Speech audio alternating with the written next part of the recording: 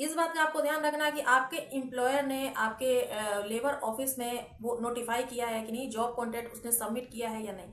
अब बात करते हैं इसकी प्रोसेसिंग की। तो इसकी प्रोसेसिंग जो है कुछ वीक से लेकर लाइक 4 to 6 वीक से लेकर आपको 3 मंथ्स के अंदर जो है ये वर्क वीजा का प्रोसेस जो है कंप्लीट हो जाता है।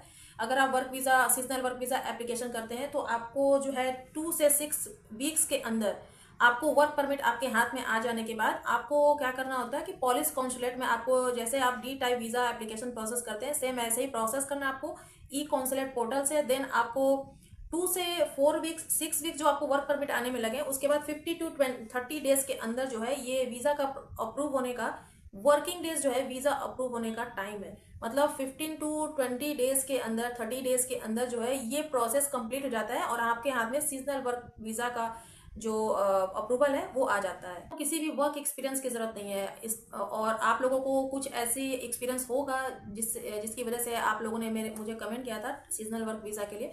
तो सीजनल वीजा में आपको सीजनल वर्क करने के लिए दिया जाएगा, जैसा कि मैंने बताया कि एग्रीकल्चर या हॉर्टिकल्चर सेक्टर में, टूरिज्म एंड ट्रैवल सेक्टर में, फूड प्रोसेसिंग सेक्टर में और फॉरेस्ट्री सेक्टर में। तो एग्रीकल्चर सेक्टर में अगर आपको वर्क करना है तो वहां पर फ्रूट्स, वेजिटेबल्स एंड फ्लावर्स की हार्वेस्टिंग की जाती है, जिसके लिए अगर आपके पास एक्सपीरियंस नहीं है तो उसके लिए ट्रेनिंग भी दी जाती है।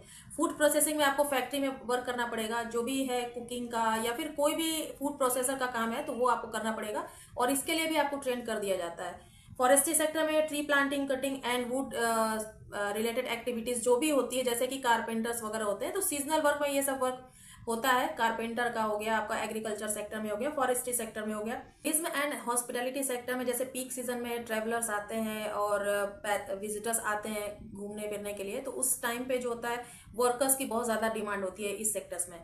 तो ये सारे जो सेक्टर्स हैं ये सीजनल वर्क वीजा के लिए एप्लीकेबल होते हैं। अब बात करते हैं कि सीजनल वर्क वीजा का जो बेनिफिट्स है वो क्या है।